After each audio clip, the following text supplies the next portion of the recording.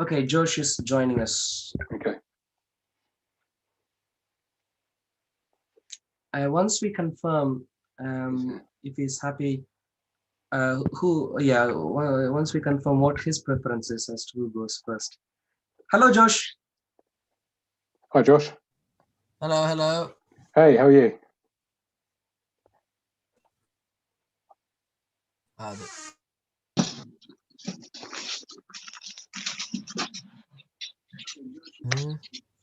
Yes. Can you hear me? Yeah, I can hear you, Josh. All right then. Good. I'm being heard. 1 second, please. Okay. Very good. Are we live already? I don't think it's popped up on YouTube just yet. Josh, I think. Hello. Hello. Josh, yeah, I can hear you, Josh. Yeah, I can hear you. Still here. You seem to have some issue. Okay, we seem to be losing you. Yeah. Okay. Okay. Now we can see you. Are we? Yeah, we're live now. Yeah, that's it.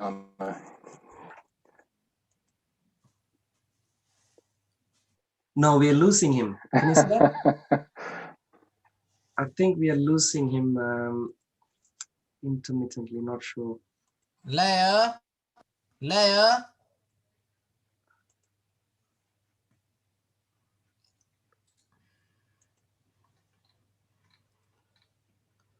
Okay. Anyway, I'm making you the host. Okay.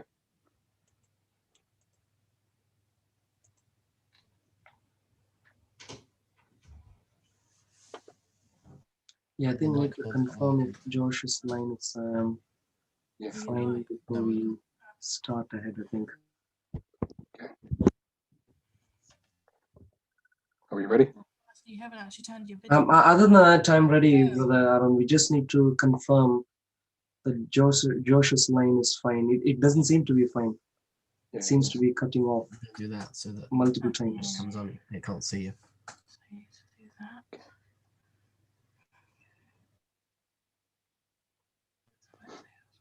Oh, there you go. Should be working.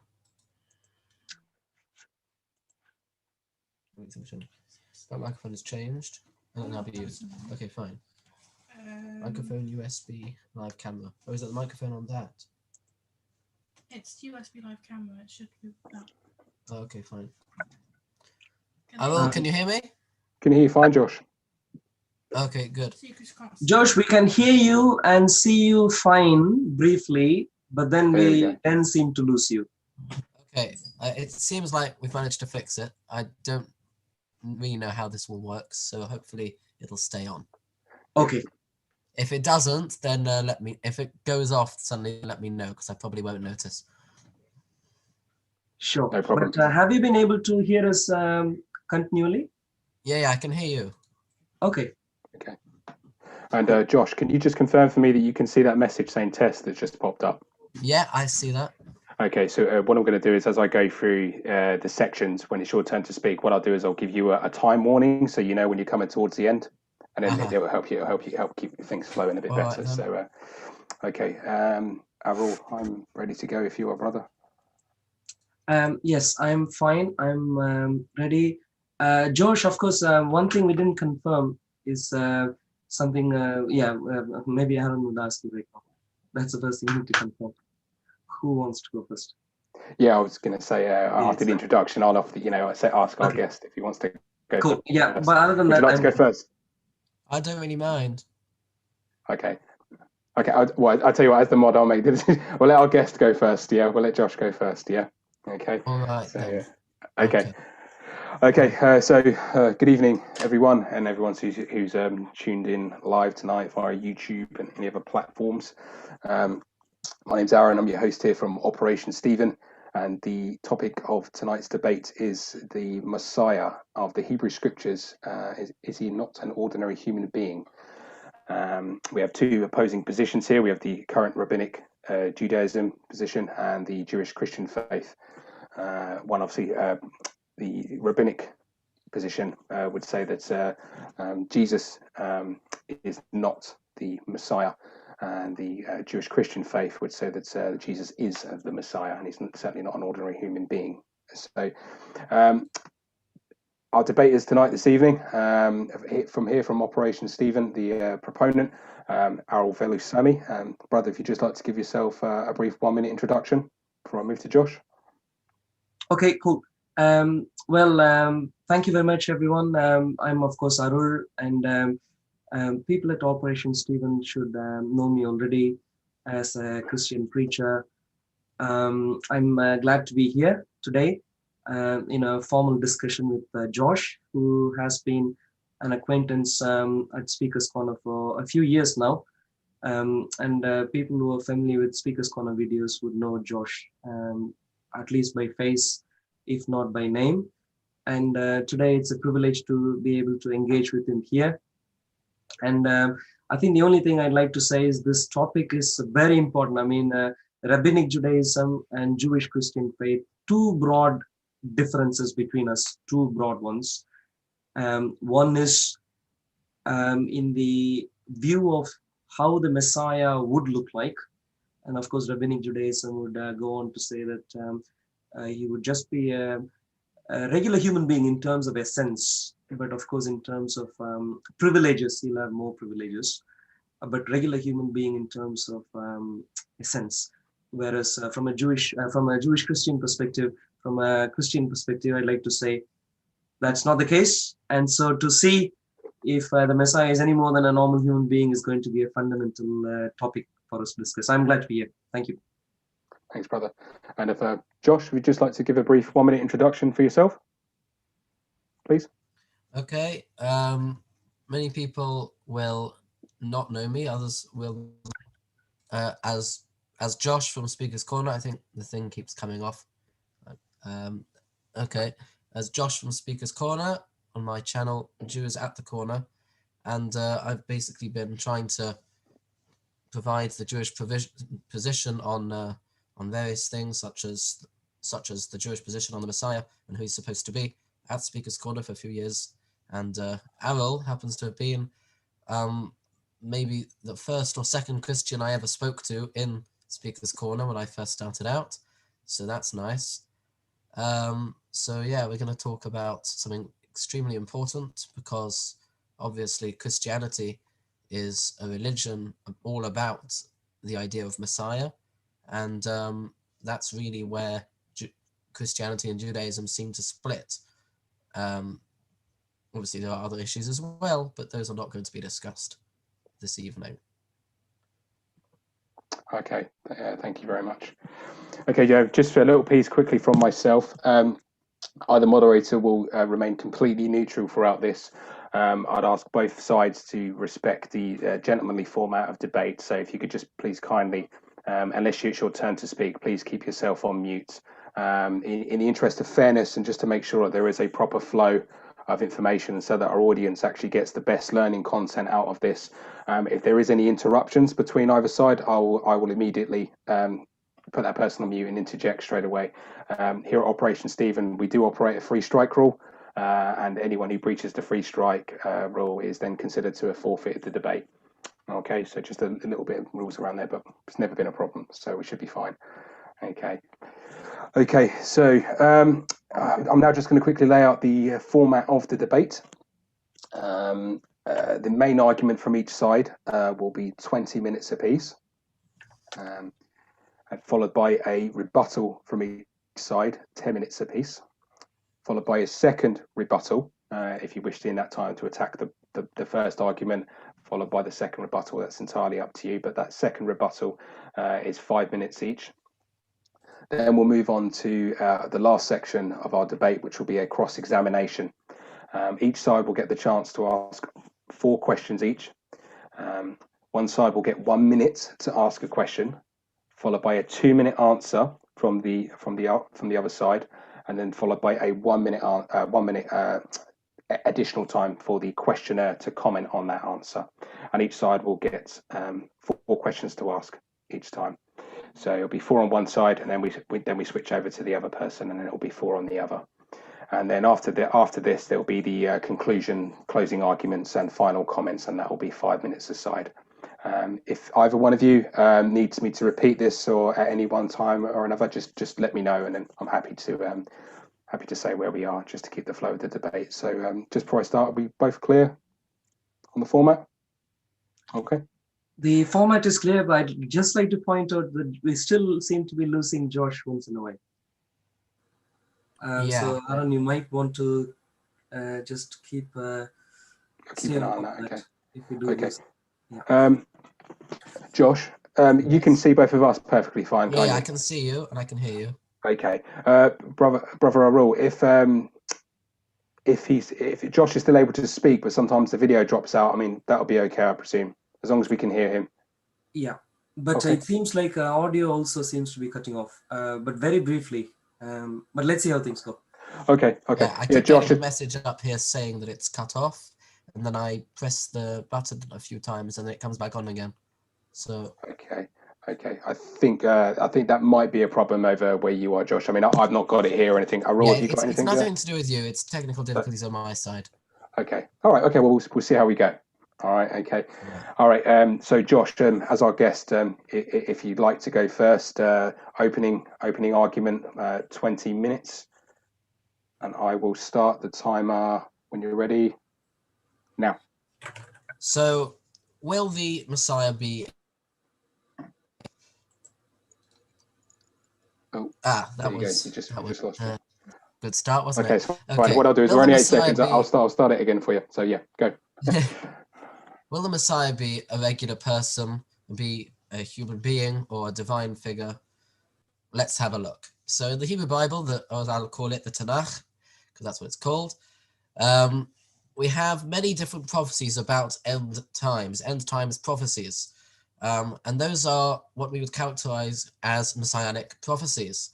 However, very few of them is there a mention of a specific person doing things in that time, a specific person who has a function during these end times. The first of these is in Genesis chapter 49. In Genesis chapter 49, Jacob, before he dies, is speaking to his 12 sons, and when you get to verse 8, he starts speaking to his son Judah, and he says to him that that Judah will basically be the tribe of kings. He doesn't say it in those exact words, but that's basically what it means. However, here in Genesis chapter 49, at least in the simple meaning of the text, we don't have a mention of a specific person. And even if there was, it doesn't tell us anything about such a person. And so already in the very first Messianic prophecy, we don't see any mention of a specific person, of having any characteristics that are particularly special. The second Messianic prophecy we find is all the way in the fourth book when we get to the book of Numbers, chapter 24. And this is the prophecy, this is the last of the prophecies of the Gentile prophet Balaam, the son of Beor. And Balaam, he says in chapter 24, verse 17, "What I see for them is not yet; what I behold will not be soon. A star rises from Jacob, a scepter comes forth from Israel. It smashes the brow of Moab, the foundation of all children of Seth." And this, in both Jewish and Christian commentaries, this metaphorical star from Jacob, this scepter from Israel, who smashes the brow of Moab and the foundations of all the children of Seth, is supposed to be somebody called the Messiah. And this is what Jewish and Christian commentators on this verse agree upon. However, besides for this idea that this person will be somebody who comes from Jacob, comes from Israel, and he will be smashing the brow of Moab, the foundation of all the children of Seth, whatever exactly that means, is not exactly, nothing else is really told about this particular person. but at least we now know that he's from Jacob, or from Israel. We don't know again about end times prophecies till we get to the prophets. And the next end times prophecies we'll look at are in Isaiah. Now, the first end times prophecies we see in Isaiah is Isaiah chapter 2. But in Isaiah chapter 2, we do not have any mention of a specific individual doing anything, or in fact, a specific individual at all. The next time we have an end times prophecy that is about a specific individual in Isaiah is Isaiah chapter 11. Now, if you read the context of Isaiah chapter 11 and you read from Isaiah chapter 7, 8, 9, 10, 11 in sequence, it doesn't necessarily look at first glance that chapter 11 is an end times prophecy. It doesn't say that this is an end times prophecy like it does, for example, in Genesis chapter 49 or in Numbers chapter 24 or Isaiah chapter 2, where it all says that this is about the end of days. Here, we do not have that. However, the fact that the things that are described to take place in Isaiah chapter 11 have not taken place yet is most probably the reason why Jewish commentaries all agree that Isaiah chapter 11 is an end times messianic prophecy. So let's have a look. Isaiah chapter 11 verse 1 says, "But a shoot shall go out of the stump of Jesse." Jesse, of course, was the father of King David. "A twig shall sprout from his stock." So whoever this person is, he's from Judah. "The Spirit of the Lord shall alight upon him, a spirit of wisdom and insight, a spirit of counsel and valor, a spirit of devotion and reverence for the Lord. He shall sense the truth by his reverence for the Lord. He shall not judge by what his eyes behold, nor decide by what his ears perceive. Thus he shall judge the poor with equity, and decide with justice for the lowly of the land. He shall strike down a land with the rod of his mouth, and slay the wicked with the breath of his lips. Justice shall be the girdle of his loins, and faithfulness the girdle of his waist. The wolf shall dwell with the lamb, the leopard lie down with the kid, the calf, the beast of prey, and the fatling together, with the little boy to herd them. The cow and the bear shall graze, their young shall lie down together, and the lion, like the ox, shall eat straw. A babe shall play over a viper's hole, and an infant pass his hand over an adder's den. In all of my sacred mounts nothing evil or vile shall be done, for the land shall be filled with devotion to the Lord as water covers the sea. In that day, the stock of Jesse that has remained standing shall become a standard to peoples. Nations shall seek his counsel, and his abode shall be honored." And there's no more mention of this individual for the rest of the chapter, and indeed the rest of the prophecy. So here we learn a few things about this this person who comes from Jesse, who all commentaries identify as the same, as most commentaries identify him as the same person mentioned in Numbers chapter 24, verse 17, who we mentioned it previously. That this shoot going out of the stump of Jesse, he is somebody who fears God. The Spirit of God is upon him. He has wisdom, he has insight, he has counsel and valor. He's devoted to the Lord. He reveres the Lord. He senses truth because of his reverence of God.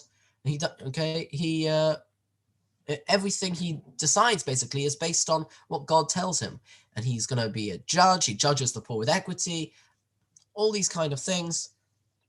And he'll be a standard to the nations. Nations will seek his counsel, and his abode shall be honored. So this is what we learn about him. Throughout the rest of Isaiah, we have various other prophecies about end times. The most notable set of prophecies is from Isaiah chapter 40 all the way till the end of chapter 66. But in none of those do we see an individual, besides for when we talk about the servant songs, which are, at least according to the Jewish position, all about the Jewish people. And so we do not find this person appearing again in Isaiah. To learn more about this person, we have to now turn to the book of Jeremiah. Now, in the book of Jeremiah, chapter 23, we learn that David is going to be a king over people in the end times, and obviously David is long since dead. He died a very long time ago indeed, at the age of 70 years old. But Jeremiah tells us very clearly that David will be on the throne. And this is a theme that we continue to see in Ezekiel, especially when we get to Ezekiel chapter 37. Ezekiel chapter 37 tells us quite a bit more about the end times, and specifically that this King David, this new David, will be on the throne, uniting the northern and southern kingdoms, Israel and Ephraim, it's Judah and Ephraim, because of course the northern kingdom was founded by King Jeroboam, was from the tribe of Ephraim, which is why we call the northern kingdom Ephraim sometimes. And it says there in Ezekiel 37:24, my servant David shall be king over them. There shall be one shepherd for all of them. They shall follow my rules and faithfully obey my laws. However, that's not all we find in Ezekiel about this particular person.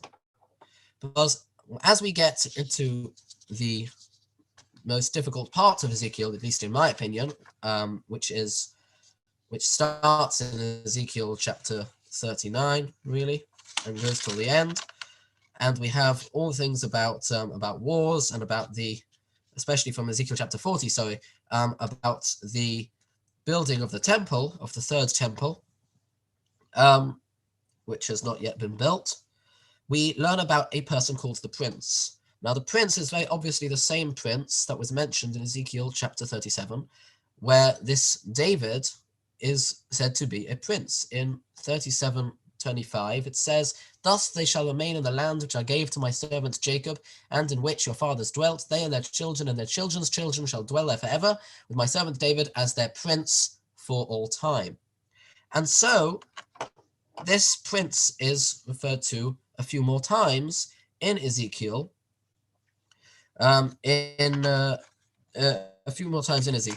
First in Ezekiel chapter 44, verse 3, where it says, as for the prince, being a prince, he shall sit in it to eat bread before the Lord. He shall enter by the way of the vestibule of that gate, and by the same way he shall leave. So we see here that this prince is somebody who's going to be living during the Messianic era.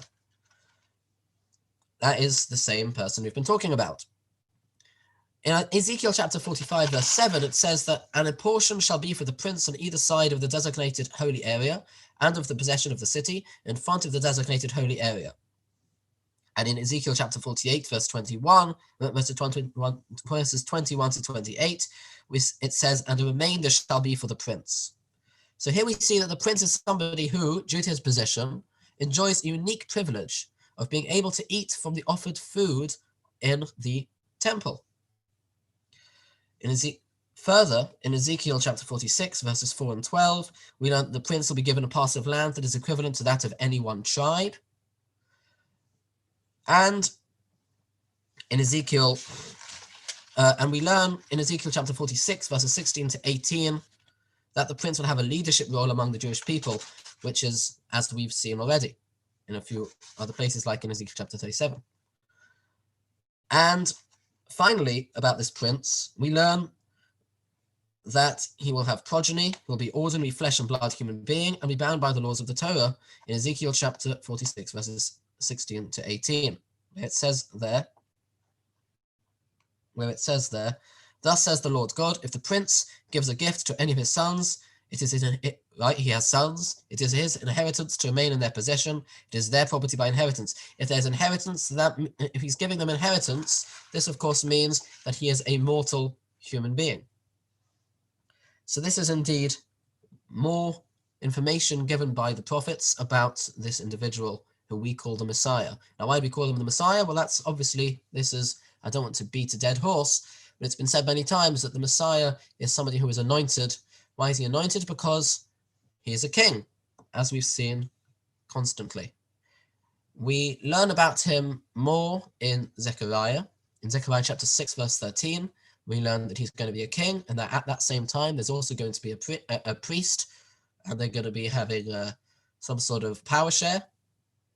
In Zechariah chapter 12, verse 10, we learn about that there will be somebody who was killed, somebody who died first, And then after the death of the first one, whilst everyone's still mourning for that person, this king, this Messiah will reveal himself and be made king over everyone and bring redemption.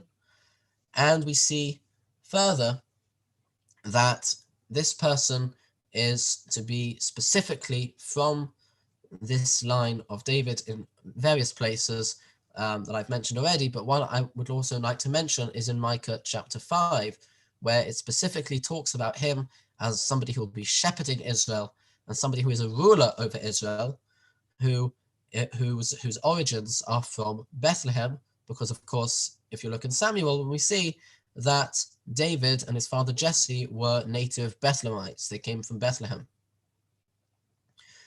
Now, this person is not said to be anything divine at this point, but we now come to the final prophecy that I'm going to look at, which is Daniel chapter 7.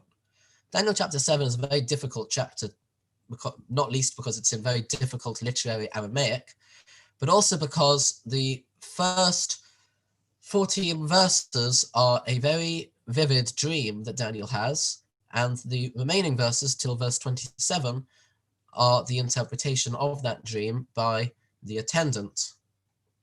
And Daniel accepts this interpretation. In verses 13 and 14, we talk about an individual called Kevar Enosh in Aramaic, which means like a son of man. Now, son of man is a Hebrew and Aramaic expression found a lot, especially in Ezekiel, that just basically means a human being.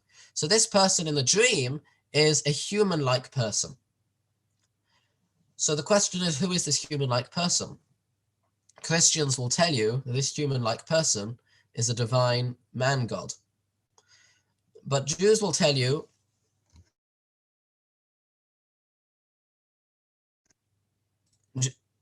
can you hear me? Yeah, please go ahead. Thank you. But us Jews will tell you that the correct interpretation is to be found in that very chapter itself. Because in verse 27, this human-like person is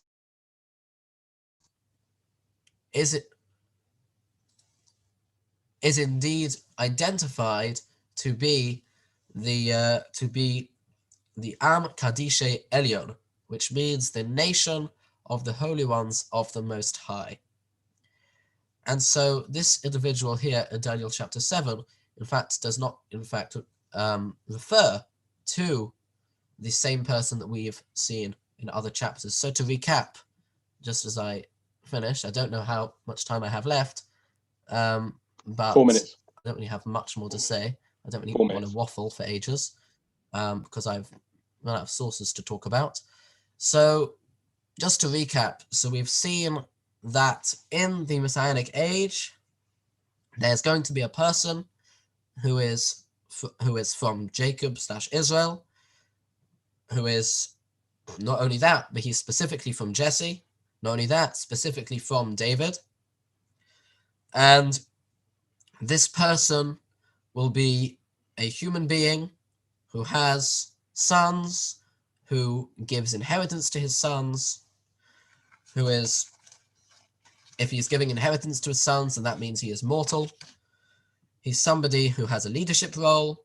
He's the king, he's the ruler, he shepherds Israel, he judges with equity, he reveres God, everything he does is based on guidance he gets from God, and the Spirit of God is upon him, guiding him in all he does.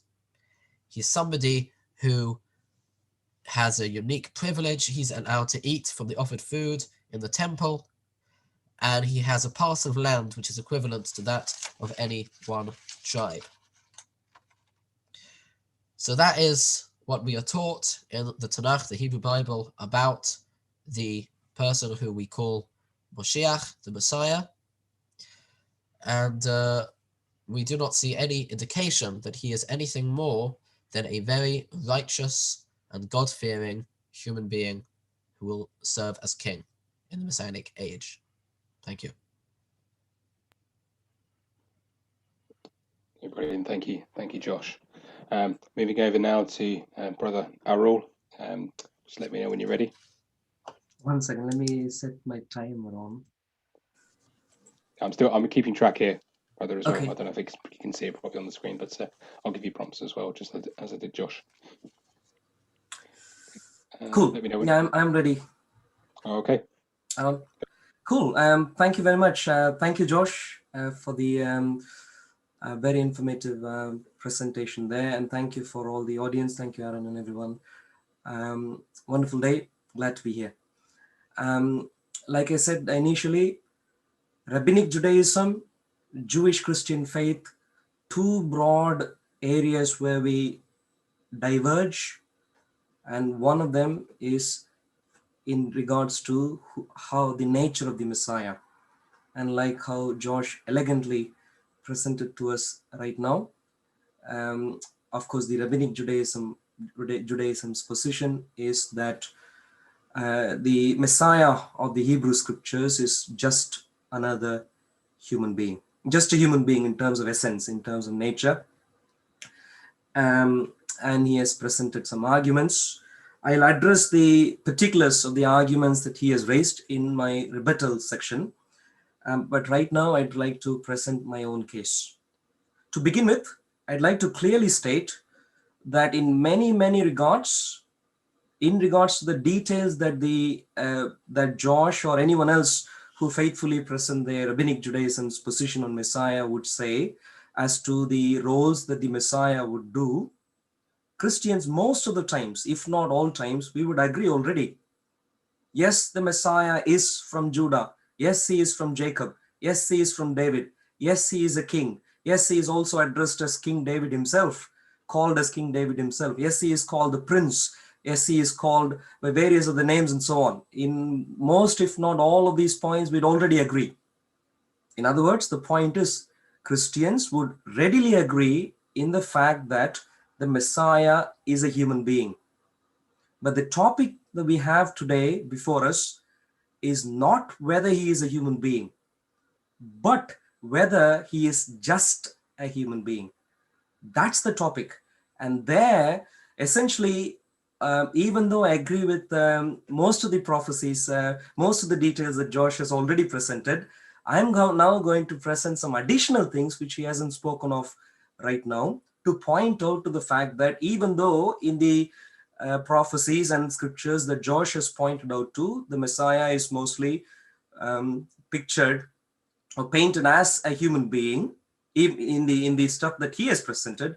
I'm just going to say that Rabbinic Judaism seems to have ignored plenty of other verses that pertain to the Messiah, which clearly then go on to talk about his elevated position, not as a matter of privilege that he gets, that a regular human being gets, but a matter of his essence, difference in essence. So that's going to be my focus right now. And then in the rebuttal section, I'll get on to the specific points that Josh has raised. Like I said, Messiah is a human being, agreed, but based on the verses that Josh has quoted, most of the verses which I agree with that Josh has quoted, but there are other verses which clearly imply that he is more than that. And that is going to be my focus. Point number one. Again, the Messiah being an end-time ruler, someone who comes at the end, is one of the 13 principles of Maimonides. So essential Judaism's principle. And most of the knowledgeable Jews would readily agree with me that way of identifying a messianic age is where 4 or 5 things come together. The rebuilding of the temple, the ingathering of the nation of Israel, the resurrection of the dead, and so on. So those are 3 particular points. But the 4th point is the fact of his eternal peace, eternal rule. So these are 4 or 5 particular points that we would readily agree on. So in terms of using scriptures in identifying what prophecies corresponding to the Messiah, I could use these ideas. Who looks like a king from Hebrew scriptures who seems to be prepared to rule forever? Who looks to be that person?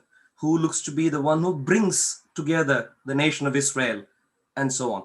So I can use those attributes to find out, because in those attributes, Christians and Jews agree already. Using those attributes, I can then go on to pick some verses and find out what the nature of that particular Messiah is. For example, thankfully, Josh already picked a particular verse or passage from Zechariah chapter 13, where he pointed out to the fact that the Messiah is called as the shepherd.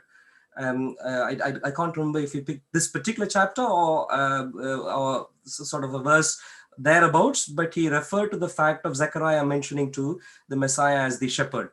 Shepherd, end time ruler. Let's move on to chapter 14, Zechariah 14. And let me read to you a few verses there. Behold, the day of the Lord is coming, and your spoil will be divided in your midst. For I will gather all the nations to battle against Jerusalem. A messianic age's prophecy. I will gather all nations to the battle against Jerusalem. The city shall be taken, the houses rifled, and the women ravished, and so on. And then it goes on, interestingly, to refer to a few interesting details. Then the Lord will go forth, Yahweh, Yehovah himself, tetragrammaton, will go forth and fight against those nations as he fights in the day of battle. And in that day, his feet will stand on the Mount of Olives. His own feet will stand on the Mount of Olives, which faces Jerusalem on the east, and the Mount of Olives shall be split in two, and so on. So we have a clear pictorial depiction of the fact that Yahweh himself, his own feet, is going to be on Mount of Olives for what is supposed to be a messianic battle, the end time battle where the Messiah brings about peace for all the world. That's point number one. Just in case we weren't clear, it moves on to say in verse number 5, for example, second half, it says, thus the Lord Yahweh, my God, my Elohim, will come, and all the saints with you. Thus he himself will come. And then it goes on to verse number 9. And the Lord Yahweh shall be king over all the earth. This puts Rabbinic Judaism's position in a very, very interesting, problematic place. Rabbinic people who, Josh or people like him, should either agree with one of two important, there are only two alternatives. One, agree that Yahweh is going to rule on this earth, because that's what it says. The Lord shall be king over all the earth. Yahweh shall be king over all the earth. So either agree Yahweh himself is going to be king of all the earth, or agree the fact that Messiah, for some reason, Messiah is supposed to be the one who is supposed to rule over all the earth in Messianic age, which clearly this prophecy is about, chapter 14, Zechariah, as Josh himself used the previous chapter, verses from the previous chapter. Either agree Yahweh himself is going to rule, or agree at least that Messiah, for some reason, is referred to as Yahweh. At the least, he is for some reason referred to as Yahweh. In other words, despite him being, the Messiah being a regular human being, there is something interesting about him, which means he carries the name of Yahweh himself. At the least, Josh should be willing to agree, and if not, he should be able to give a credible alternative explanation as to why Yahweh himself is referred to as the king, after clearly being pointed out to the fact that he will set his foot on Mount of Olives and then come and fight. So that's my argument number one. Zechariah, man agreed, but clearly called Yahweh. Yahweh is the one who is going to do what Josh would agree is what the Messiah is supposed to do. That's argument number one. Argument number two, agreed, the Messiah is even called as king as David in a few different places. And I'm quite glad about that, because again, Christians are in complete agreement with the Jews in that regard, which is that many messianic prophecies would actually come out from the mouth of David as if he himself is going to go through them. For instance, Psalm chapter 22, my God, why have you forsaken me, and so on. Essentially, there are a group of prophecies which Christians would refer back to, where David himself would be giving prophecies which Christians would read as messianic prophecies, precisely for this reason, which is pointed out to by Josh, which is that elsewhere in scriptures, the Messiah is called even as David. And David and Josh use the term New David. And I agree with that. But the problem is this. The problem is one such prophecy, Psalm 110, in one such prophecy, David goes on to say, Yahweh speaks to my Adonai. Psalm 110, if I could read in English first. The Lord Yahweh, I'm sure Josh is very happy about that. He's going to come back with his arguments there. Let's see how things pan out. The Lord said to, Yahweh said to my Adonai. The Yahweh said to my Adonai. So here's my argument. The Messiah, as Josh and I agree, is going to be someone who is born of David, who is someone who is even called as David. Fine, no problem until now. Some sort of a son of David. But the problem is this. If he was a mere son of David, how did he suddenly become Adonai of David? The Lord of David. Note carefully, here my point isn't the fact that this is Yahweh God. And that's the typical argument you hear from elsewhere. That's not the argument I'm making, even though I could make that if I had more time based on some other details also. But I'm not getting that. My simple argument is, if he was a mere son of David, how did he suddenly, by what virtue is he becoming the Lord over even David? Josh needs to answer. And the answer from Jewish Christian perspective is clear. And that answer is, he is not a mere human being. He precedes even David. And he, in one manner, of course, became a son of David. But in another manner, he is actually much more than David. And that is why he is called even the Adonai of David. So that's argument number 2. Messiah is called Yahweh. Messiah is called Adonai of David. If he was a mere human being, how could you explain these? That's Josh's challenge. Third argument. Messiah is called a Melchizedekan priest. A Melchizedekan priest. Psalm 110, I know some of the Jewish translations have its own interesting twist on the translation. I'd like to hear what Josh's particular take on that is. But and then I'll maybe go on to the actual Hebrew and the translation which I use, which is from the Jews themselves. If I could read my English translation first, it actually says, "You are a priest forever, according to the order of Melchizedek." According to the order of Melchizedek. My argument is this. Josh would very well know that Melchizedek is someone who, outside of this particular passage in the Old Testament, you only hear about him in the Genesis account where he interacted with Abraham. And during that interaction, what happened was Abraham himself at least respected Melchizedek. I don't want to use any other elevated term because then I'll need to substantiate that. But that's not my point. At least more than Abraham. At least more than Abraham. At least respected by Abraham. A tenth of all that he had to give to Melchizedek. So clearly more than Abraham. And this particular priest, David, himself, as per his prophecies, is called as a priest of the order of Melchizedek. So clearly, he is a priest greater than Abraham. Josh agrees that because Josh agrees in the fact that the Messiah comes from Jacob. I agree.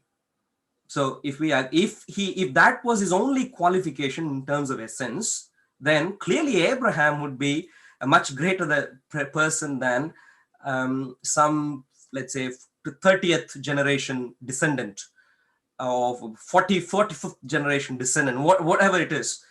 But the point clearly is, he seems to be alluded to as someone great, of a position greater than Abraham.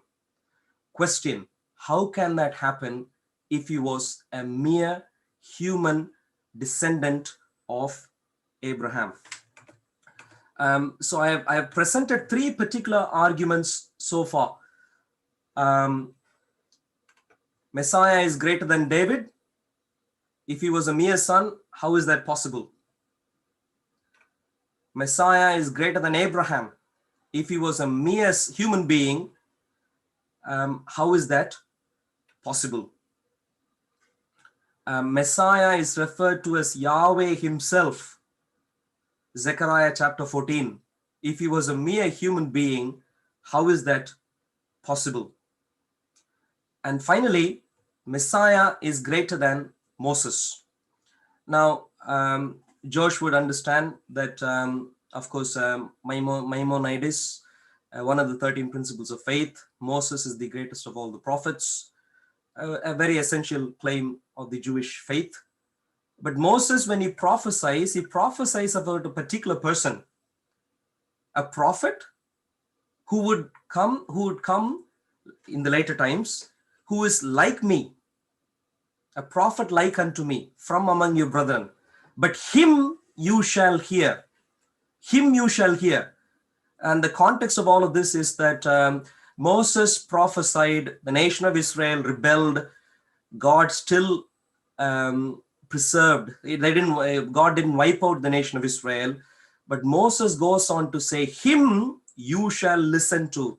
So the first century Jews, when Jesus came about, they used that particular idea to ask about Jesus. And when John the Baptist came, they asked him very fervently, are you the prophet?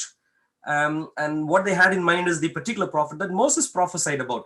Maimonides, I agree that among all prophets, let's say Moses is the greatest, but he seems to prophesy about a particular person who is greater than even him, because Moses, they didn't hear, this particular prophet, people would hear. So four separate arguments. I haven't got much time left. And so in terms of summarizing these four arguments, there are a few other arguments at least.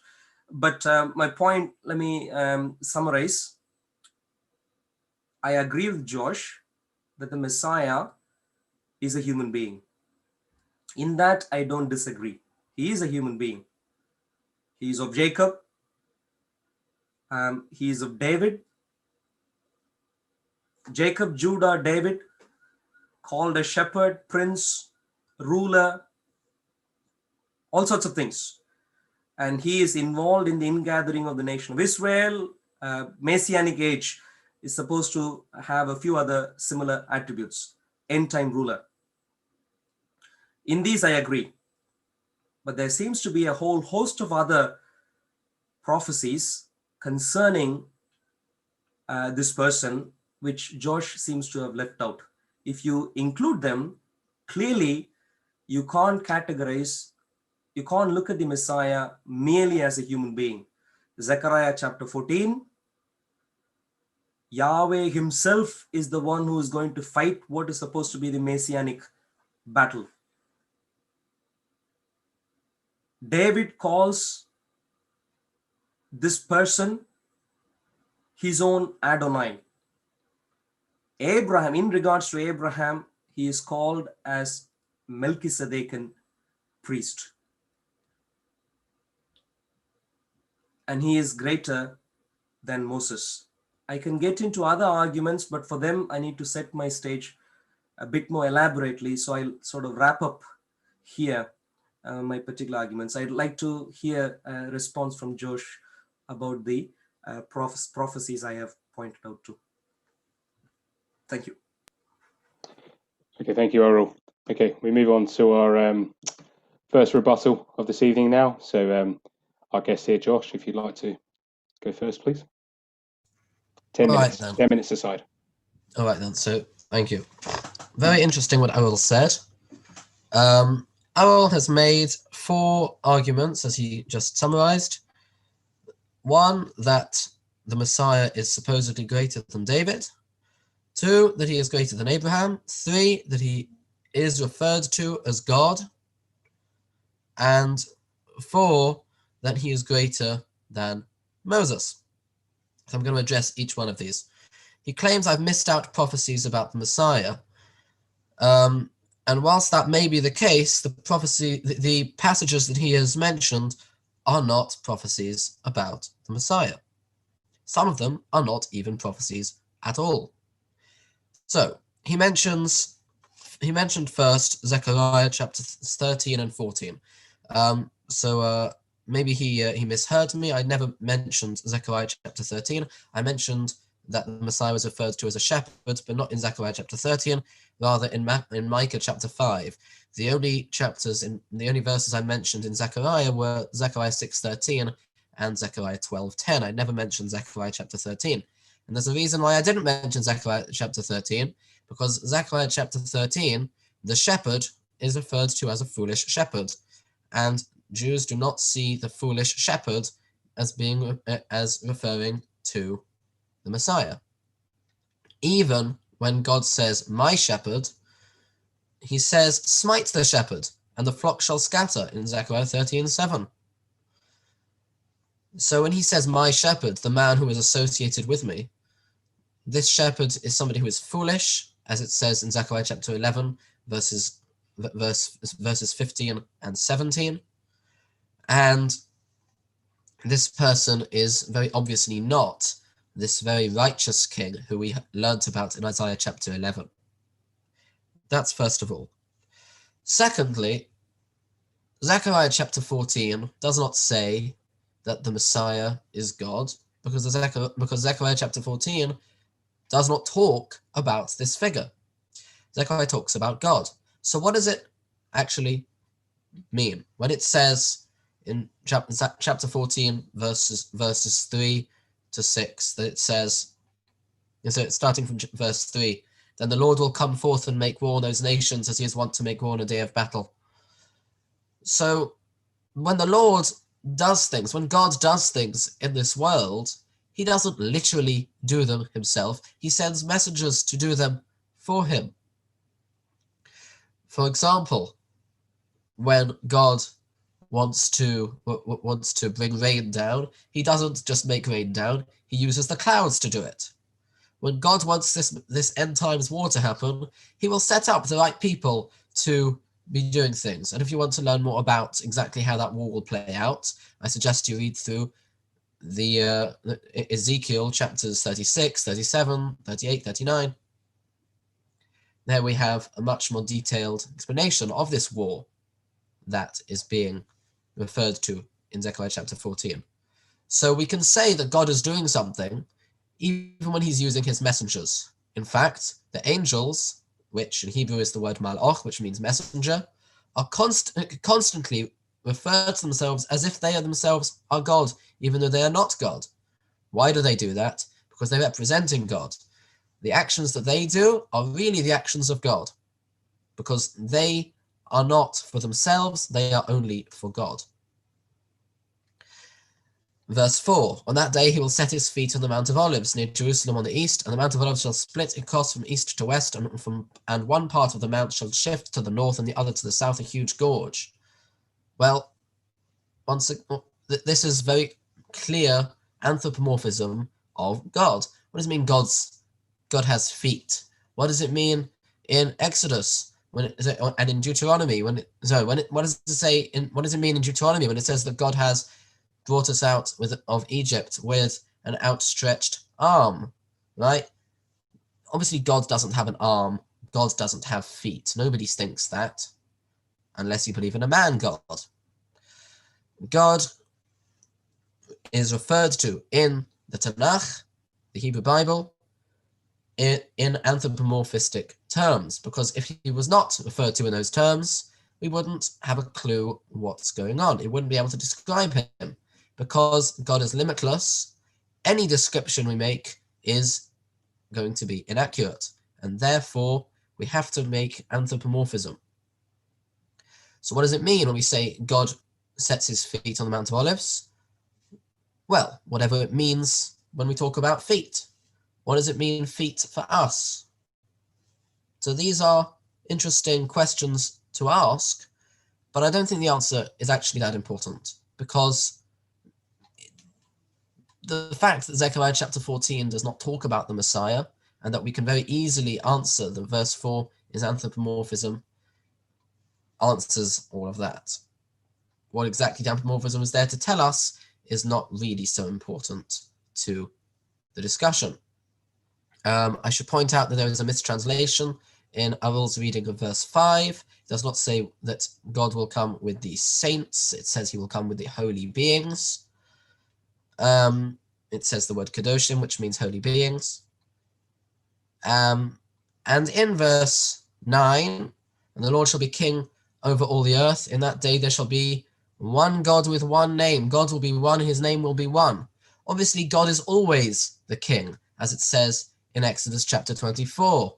God reigns forever and ever. Right? In Psalms chapter 99, it starts, God is king. God is already king.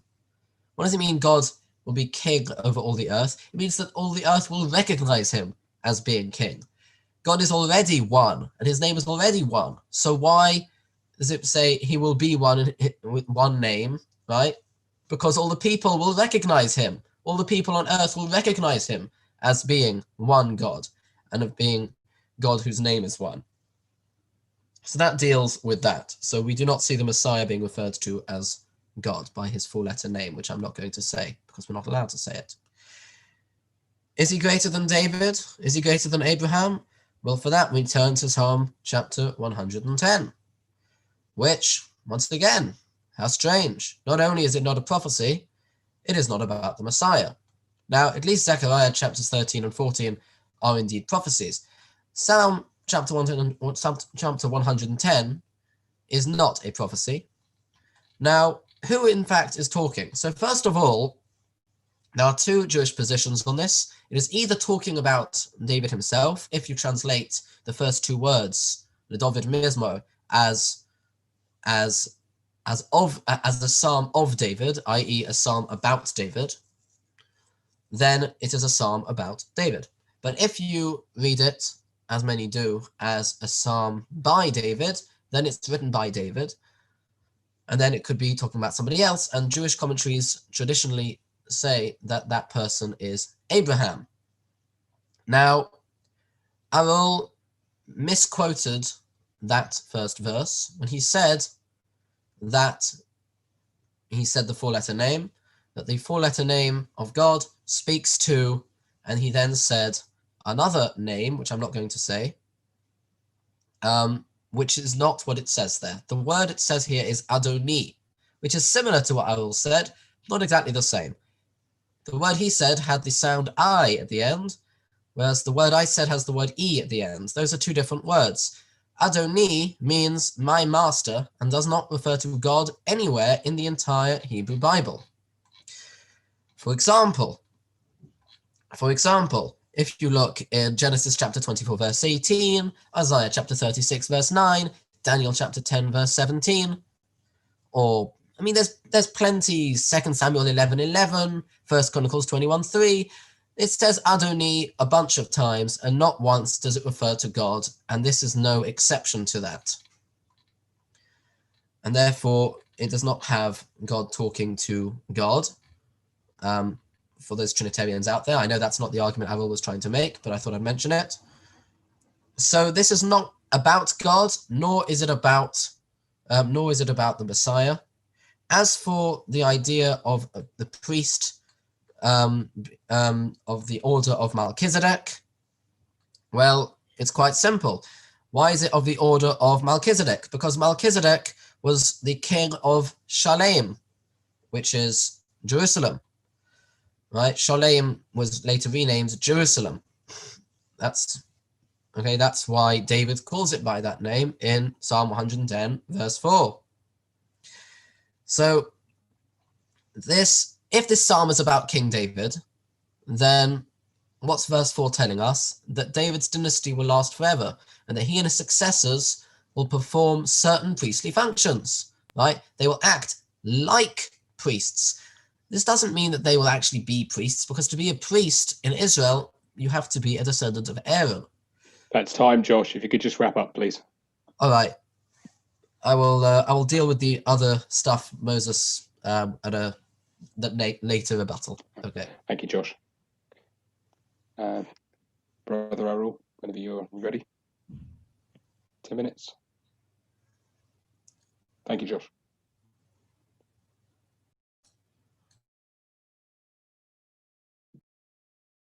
Oh, you're still on mute. I'll unmute you. Sorry, I seem to be on mute. Shall I start again? Yes, please. Yeah. So Zechariah 14, Josh's argument is, of course, God is not like a human being, and therefore, of course, it doesn't mean what it really is saying there. Now, of course, if you apply that logic to every portion of Scripture, then you can exactly reject everything that Scripture says about the nature of God. In terms of how God looks like and so on, what do? We don't assume things outside of the Bible, assume, come up with conclusions, and then when we read portions in Scriptures which contradict our assumptions, reject those portions of Scriptures or read it in a different way. That's not how we do things. We rather read from Scriptures to see what the nature of God is. Now, when we do that consistently, what we would find out is that man, even at the point of creation, was created to be like God. Like God. And so start from there, move on to the person that Moses met on Mount Sinai, and the back of him, if you see my face, and you can only see my back, and all those sorts of things. You can then also think about who Abraham met in Genesis 18 and so on. My point simply is, Josh is assuming God doesn't look like a human being. God doesn't have a face. God doesn't have feet. Either he should agree that those are assumptions, or he needs to establish that those are in fact scriptural truth. So Josh, my question to you is, using scriptures, can you clearly establish that God does not have a face? God does not have feet. Please use scriptures to do that. If you can't, you really need to agree that those are assumptions, and you need to then agree the rejection of Zechariah 14 is based on your extra biblical assumptions. Just to reiterate my argument from Zechariah chapter 14, the argument is whether it corresponds to Messiah or not is not too important. I think, if I remember correctly, I think Josh sort of said that, and I'm saying, well, no. Any reasonable Jewish position on the Messiah is that the Messiah would be the one who, during the Messianic age, brings together that worldwide peace. So it is the Messiah who needs to fight this battle, the end time battle. And that is what we find in Zechariah chapter 14. I will gather all nations to battle against Jerusalem. Verse 2. Now, Josh also said that, God uses other people to do that. Well, maybe verse 2 could be presented in that particular way. At the least, we see that it corresponds to Messianic age. But then my particular point is in regards to verse 4. He says, he will set his feet. Josh has rejected this verse based on assumptions which are extra biblical, unless he establishes otherwise. What I read there clearly is Yahweh's feet shall be on the Mount of Olives. And moving on to the comment on verse 9, where I pointed out to the fact that Yahweh himself will be king over all the earth. Josh said, well, that's already always the truth. It was always the truth, and therefore there was nothing new there. Well, Josh, I disagree with you. You should go back to the circumstance in relation to when King Saul was first installed. God, in his discussion with the prophet Samuel, clearly emphasized the fact that the nation of Israel had rejected him being the king. Samuel said, the nation of Israel rejected me, but God said, no, that's not true. They didn't reject you. They rather rejected me being the king. So nation of Israel had rejected Yahweh himself being the king the moment they asked for their first king. And then, of course, we do know right from that point, you have kings, not judges ruling the nation. So Yahweh wasn't personally king over the nation.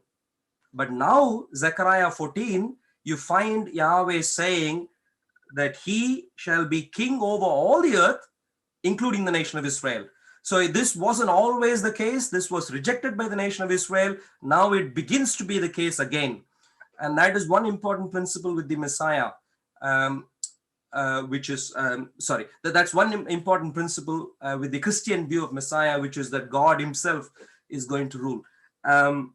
Anyway, the point that Josh needs to address is Samuel's time, when people asked for Saul, they had rejected Yahweh being king. And so to say that he was always the king is just erroneous. And I ask him to refrain from using that argument. Now, going to the point about David, yes, of course, Josh dwelt on that in regards to the Trinitarian argument. Now, like I said, to make that Trinitarian argument, I need to bring together various other verses, which is not my purpose today. My purpose simply is to assert today that the Messiah is more than a mere human being, not just a mere human being. And from that point of view, my point simply is, if he was the master of David, that's all I'm using. I'm not going into whether he is Yahweh or not. If he was the master of David, how did he become the master of David? Now, he said this is not a messianic prophecy. Well, if you look at the details of that, you would see, Lord, till I make your enemies your footstool. This is the very, very essence of the messianic age, where everything would be brought under subjection of Yahweh. Very essence. It isn't the case outside of the messianic period. And so it corresponds to messianic period, and therefore clearly prophetic in nature. And there the point is, how did he become the master of David if he was a mere offspring of David? So the argument I made still stands. Josh, I think, briefly alluded to the fact that this could be Abraham. I think he briefly mentioned that. And to that, I could only say, well, that's a wild guess. Nowhere elsewhere in scriptures would you have any basis to bring in Abraham into the picture in regards to the messianic age. Nowhere you would find that. And so the only person, if at all you need to talk about anyone during the time when everything is brought under the subjection of Yahweh, ultimately it'll only have to be the Messiah, who is the end time ruler. There's no other candidate there. Josh can't circumvent, go around the obvious detail there. Everything under subjection to Yahweh, classic detail corresponding to messianic age, and the person in that context is referred to as David's own Adonai, David's own Adoni, like what Josh said, his own master. Please clarify how a mere offspring of David could be his master. About the other Melchizedek, of the order of Melchizedek prophecy there, the particular argument I raised was clear. The particular argument was, I'm not trying to go into the meaning of the word and all those things. The particular argument was Melchizedek as a person was greater than Abraham. He was greater than Abraham. And this person who is my master, But that's again, as a matter of fact, an argument against using referring to this person as Abraham, because that will go against the Melchizedekian principle. The argument is this person who is David's master is of the order of Melchizedek, is of the order of the king of Salem, who predated kingship in the nation of Israel, predated that period, who even predated the period of Aaronic priesthood by a few centuries. So point is, greater than Abraham, greater than David. How come if he is a mere offspring? And then Josh, please explain on what basis you rejected anthropomorphic, I forget the exact term, features of God. What assumptions are you using there? If they're extra biblical, clearly they cannot be used, because if you do use that, then of course you can reject all of Bible if I bring in all sorts of assumptions which are not revealed by God himself. And of course, I'm eager to hear Josh's argument on the greater than Moses part. I still haven't addressed Josh's arguments. Like I said, I agree with most of it already. And so there's not much to be dealt with there, I think. But if Josh brings about anything, I can deal with them in the next round. Thank you. Thank you. That's time. Thank you, Arul. Now moving on to our second rebuttal. Our guest, Joshua, would like to move on. 5 minutes each, please. Okay, so first of all, let's deal with the Moses thing, because I haven't got to that yet. So his proof that the Messiah will be greater than Moses is from Deuteronomy chapter 18. However, Deuteronomy chapter 18, just like Deuteronomy chapter 17, does not refer to a specific person. Deuteronomy chapter 17 talks about kings in general, and so too with Deuteronomy 18 talks about prophets in general. These are the laws relating to when God will send a prophet to us. That does not mean that we're talking about a specific prophet. Besides for that, it does not say that the prophet is greater than Moses. In fact, the end of Deuteronomy says that that there has never been a prophet as great as Moses. The fact that people have to listen to prophets that God sends us, just like we had to listen to Moses, is something which should be pretty obvious to anyone who thinks of that. So that's not really much of an argument.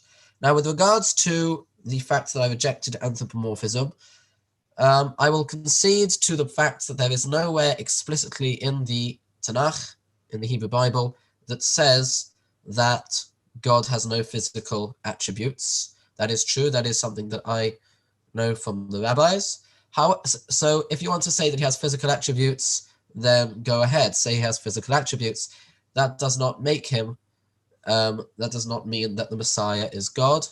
That does not mean that the Messiah is called God.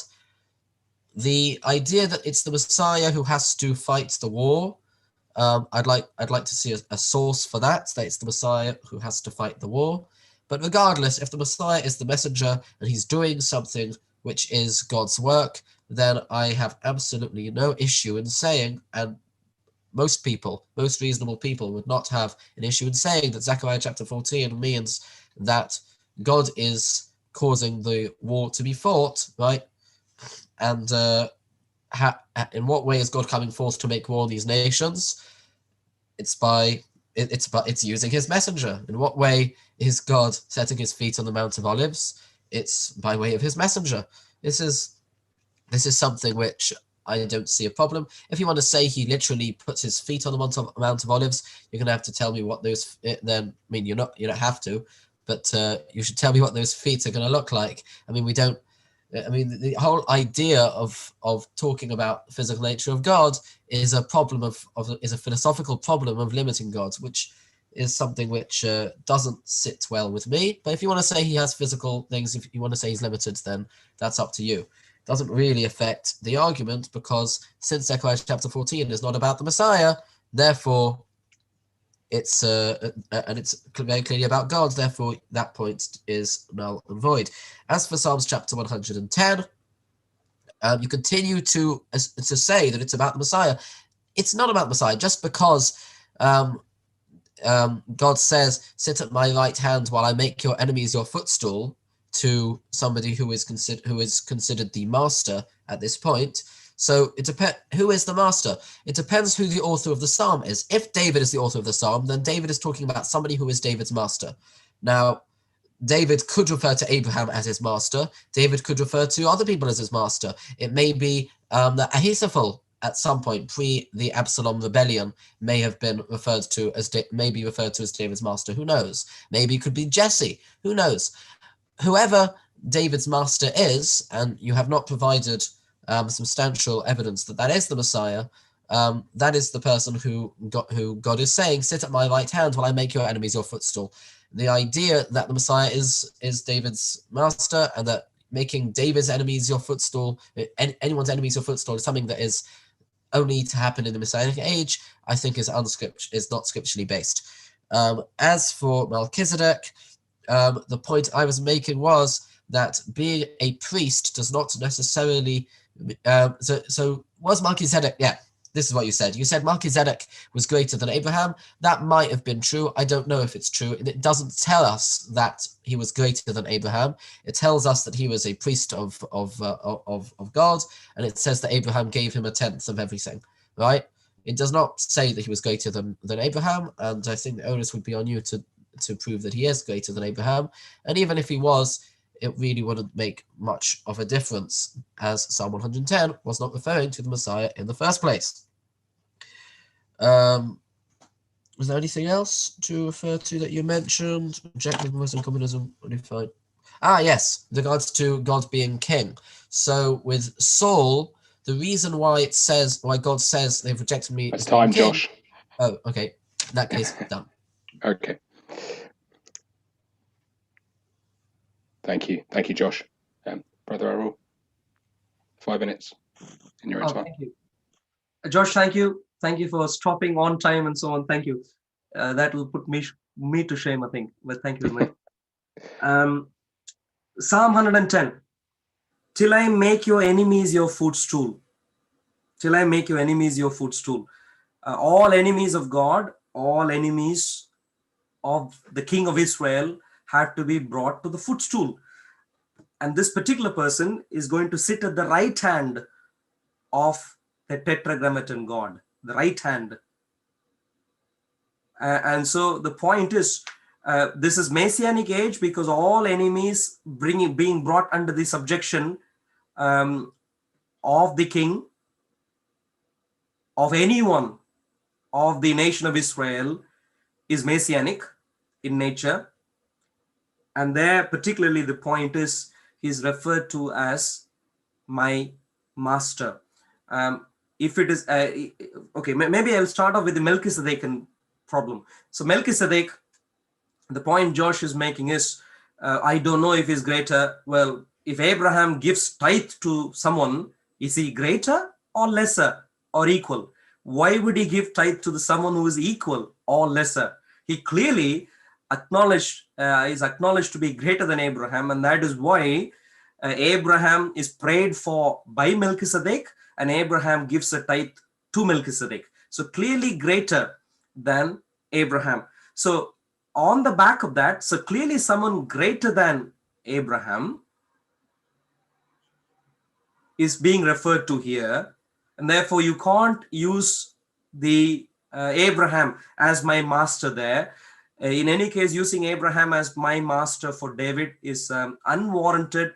You don't have Abraham in anywhere else in scriptures in terms of prophecies concerning future, and so unwarranted. You only are left with Messianic age, and what you have is the Messiah himself.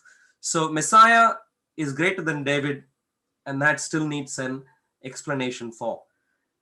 Messiah greater than Abraham by him being of the order of Melchizedek, that still needs an explanation. It's clearly prophetic in nature. This particular person, bear in mind, sits at the right hand of the tetragrammaton God himself, Yahweh himself. Going to Zechariah, I very well thank Josh for the fact that he conceded. That's very good. This is one good thing with debating with people like Josh. Many Jews are good in this regard. They won't be endlessly arguing on things which they know to be not true. So you can't say God doesn't have anthropomorphic nature. Whether I can or not, plain simply depends on scriptures. I read scriptures, see what it says, and if it says he has, I would take it. That's all I'm doing. Zechariah chapter 14 says, in that day, his feet will stand on the Mount of Olives. His feet. Now, whether God has a feet or not, if Zechariah hadn't said that, or if other prophets hadn't made similar claims, I wouldn't know, of course. I wouldn't be able to make that claim. But purely because he says that, I'm receiving it because I believe in scriptures. I take scriptures seriously. To every Jew who is watching, this is going to be an important point. Do you take your scriptures seriously? If you do, then every detail it offers has to be considered carefully. The Messiah's, the Yahweh's feet will stand on the Mount of Olives. That's the point made.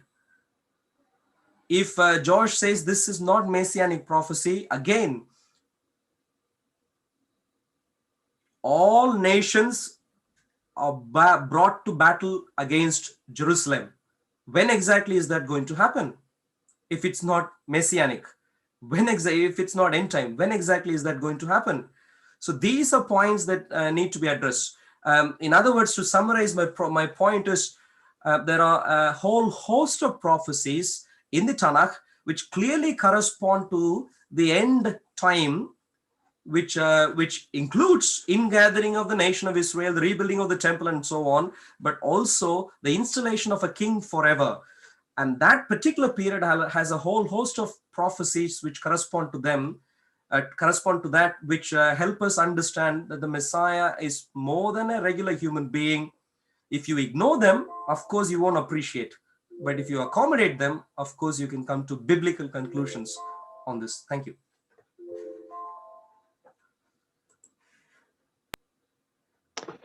Thank you, Brother Arul. Okay, moving now on to our cross-examination section, where our guest Josh will be going first. He will ask 4 separate questions, one after the other, but 1 minute to ask a question, followed by a 2-minute answer from Arul, and then Josh will get another minute after that to comment on the answer, and then he'll proceed with his following question. And then once that's complete, we'll flip sides, and then Arul will do the same. Okay, so in your own time, Josh, when you're ready.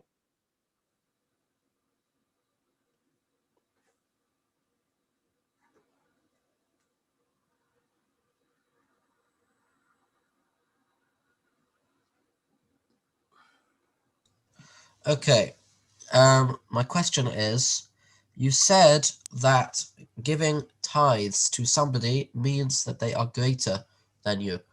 The Bible talks about giving tithes to the poor. Does that mean that the poor are greater than you? And if so, does that mean no? No. If so, does that? That's it, really. That's the question. Okay, cool. That's a bit surprising. Where does the Bible say we ought to tithe to the poor? I see commandments saying we ought to tithe. The Old Testament asking the nation of Israel to tithe to the Lord, which would be used for catering to the poor, needs of the poor. I agree. In terms of ultimate beneficiaries, it'll be poor. I agree. But the tithe should go to the temple, to the Lord himself. So when the Lord required the nation of Israel to tithe to him, clearly he's demanding it. And someone who can demand using authority is clearly greater. And so I think that shouldn't even be, once we understand Jewish principles in detail, that should be clearly understood by Josh. So Josh, please let me know, where in scriptures do you find the idea that the tithe is to the poor? I understand the fact that the tithe is to Yahweh, which would be used for the poor, to feed the poor, among other objectives. But the tithe is to Yahweh. It's brought to the temple of the Lord. It's not brought to some other charity base or whatever. The charity base itself is the temple of the Lord himself. And that's what happens. Because I still have time, let me go on to comment about the other. What does Abraham do? He goes, rescues Lot, comes back. On his way back, meets Melchizedek. When he meets Melchizedek, Melchizedek blesses him. Clearly, the greater blesses the lesser. Melchizedek blesses him, and Abraham offers a tithe to him. Both indicating that Melchizedek is greater than Abraham. I think this should be a clear scriptural principle when you understand the time. Okay, that's time. So I'm supposed to comment now? Yes, please, yeah. Okay. In terms of the source of tithing to the poor, so you can find that in Deuteronomy chapter 14, verse 28, and also in Deuteronomy chapter 26, verse 12, where, and just read that particular verse, it says, when you have finished tithing all the tithes of your produce in the third year, the year of the tithe, you shall give them to the Levite, the stranger, the orphan, and the widow, so they can eat to satiety in your cities. In the previous one, 14:28, also talks about the stranger, the orphan, the widow. So you're right, it doesn't say specifically the poor, it says about the stranger, the orphan, the widow. I got the phrase wrong. That's on me. And you said that because Melchizedek blesses Abraham, that means that Abraham is lesser.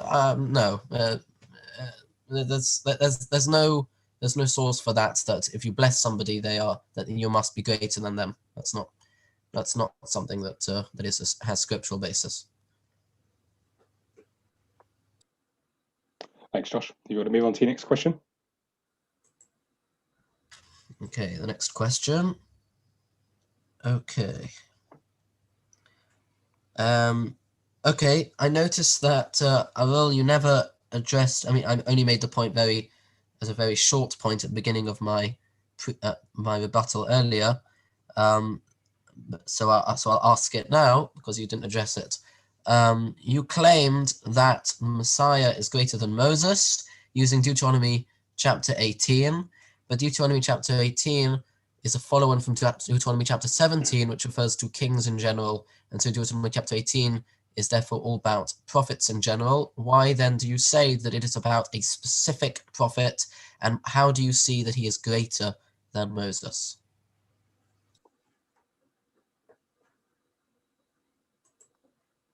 Okay, yes, Deuteronomy chapter 17 talks about kings in general. Some portions of Deuteronomy chapter 18 corresponds to prophets in general. The particular prophecy, the particular prophecy I referred to, which is both in Deuteronomy 18, 15, verse 15 and verse 18. Why do I consider that to be corresponding to a particular prophet? Because of the detail involved there. The detail, if I could read, the Lord your God will raise up for you a prophet like me from your midst, from your brethren, him you shall hear. A prophet who you shall hear, according to all you decide of the Lord your God in Horeb in the day of the assembly, saying, let me not hear again the voice of the Lord my God, nor let me see this great fire anymore, lest I die. Again, Moses is referring to the fact of his experience with the nation of Israel. He said, he went up, God spoke, the nation of Israel said, that's terrible. We understand this is God, but you come and speak, that's sufficient for us, we will obey. But they did not obey. They did not obey. But here, Moses is saying, this prophet who is going to come, you know, you said, I won't hear from there, I'll only hear from here. But when I hear from here, I'll obey. You didn't obey me, but this particular one, you will obey. And then he goes on to say, verse 18, the same point again. I will raise up from them a prophet like you from among your brethren. And I will put my words in his mouth, and he shall speak to them all that I command him. So why am I not talking about general prophets here? Because of the detail involved. Please tell me if you contradict with this. Are you saying the nation of Israel, we're going to listen to all prophets? Yeah, it's time. Thank you. And 1 minute to respond. Okay, to respond. So you said that Yes. So you said that the fact that they're going to listen to him, that they're going to listen to this prophet, that means that he must be a specific prophet. Once again, I don't see how you're reading that in the text. Obviously, the Jewish people had to listen to all the prophets. We were supposed to listen to Jeremiah. Most of us did not. We were supposed to listen to Isaiah. We were supposed to listen to Ezekiel, etc. So I don't see how that's much of an argument.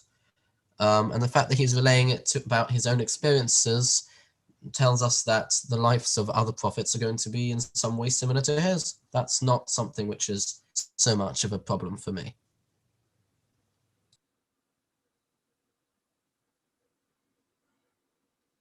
Your next question then, please.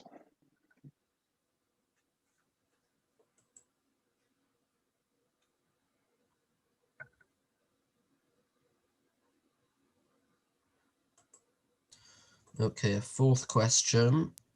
It's your third, Joe. Third question. Yeah. Okay. I think a second. Do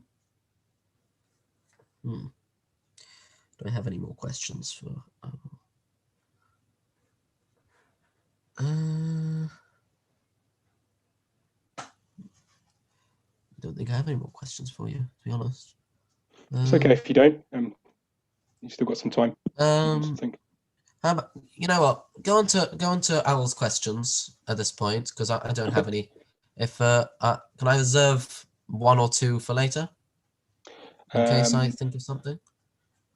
Yeah, I tell you what. Why don't we? At the end we have after the just after this we have conclusion and closing arguments. So let's if you want to pack it into that, then fine. I don't mind. Then. Yeah, because I don't really have anything else to ask him, to be honest. Okay, all right, Brother Arul, in your own time. 1 second. Okay. Sorry. Okay. Cool. Zechariah 14. Josh, do you agree? Zechariah 14. I will gather all the nations to battle against Jerusalem. The city shall be taken. All nations coming against Jerusalem. Do you agree? That's end time prophecy. Yes. Cool. However, I would say that messianic prophecy does not equal end time prophecy does not equal a prophecy about Messiah. I said in my opening statement that most prophecies about the messianic times do not mention an individual in the prophecy, and I would say Zechariah chapter 14 is just one of those many prophecies, just like Isaiah chapter 2 or these kind of things, Micah chapter 4, etc. So it doesn't pose a problem to me in any way.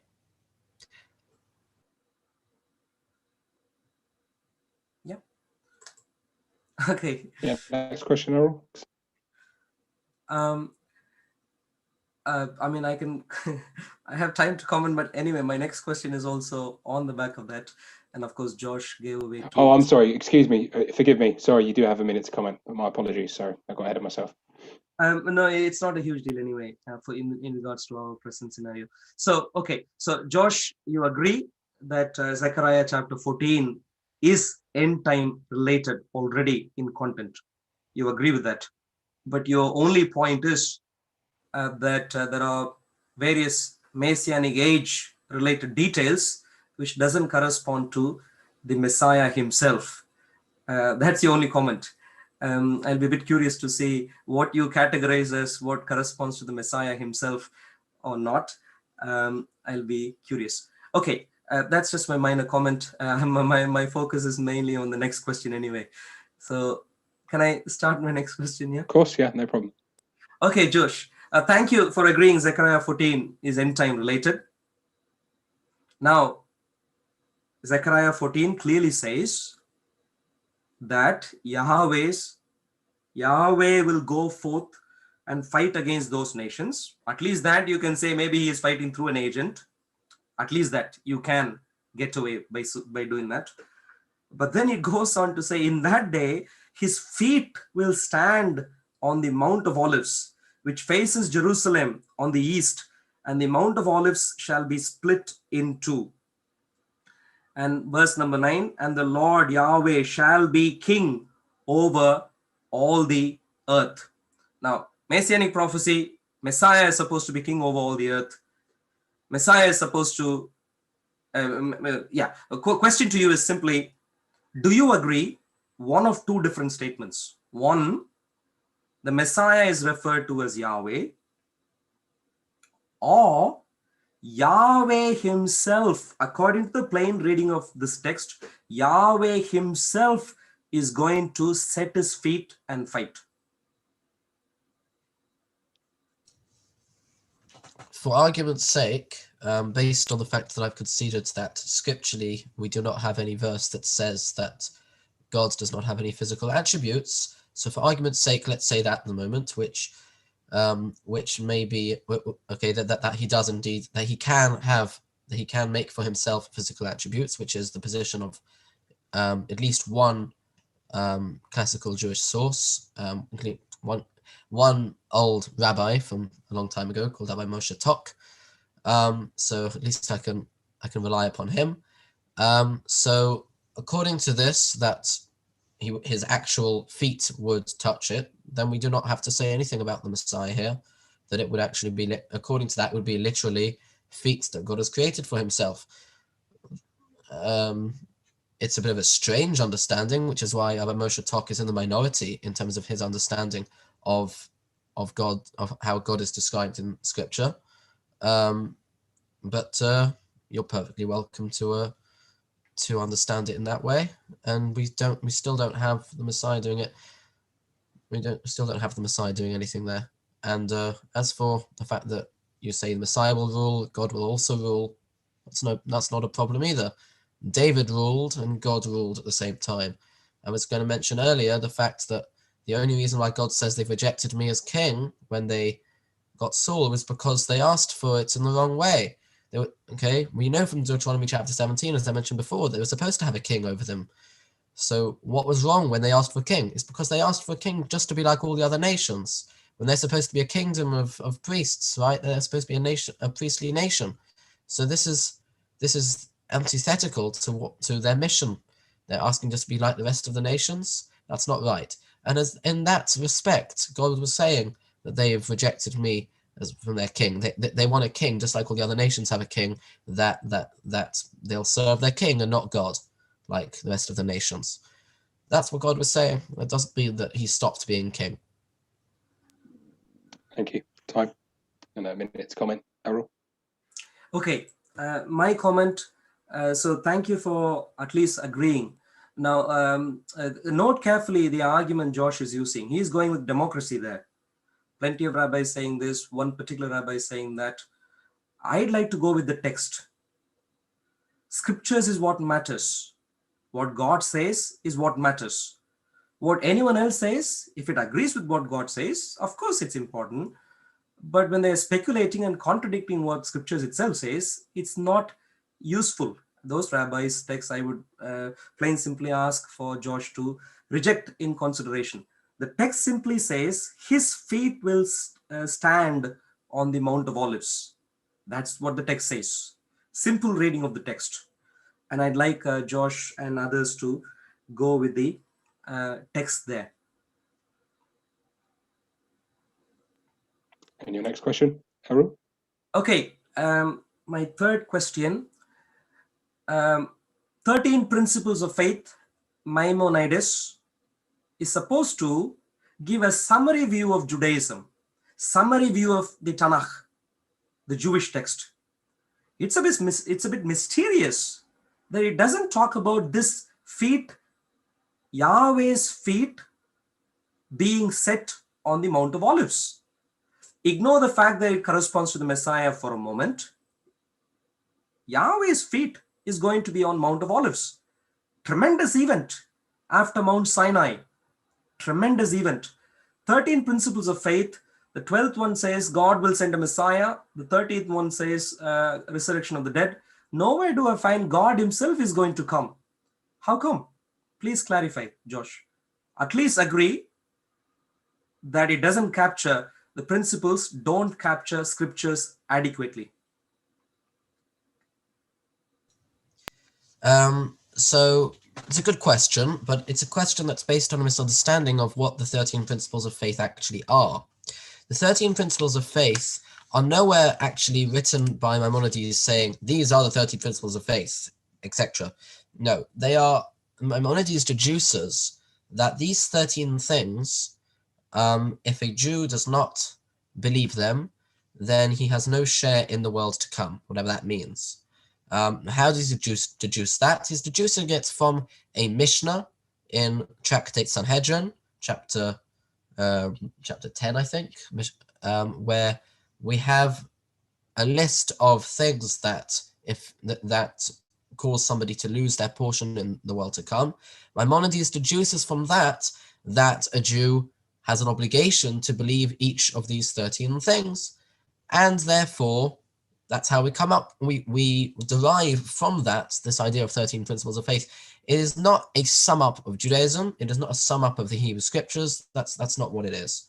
And that's why it doesn't have literally everything that's mentioned in the Hebrew Bible there. And besides, Maimonides believes that God is not physical in any way.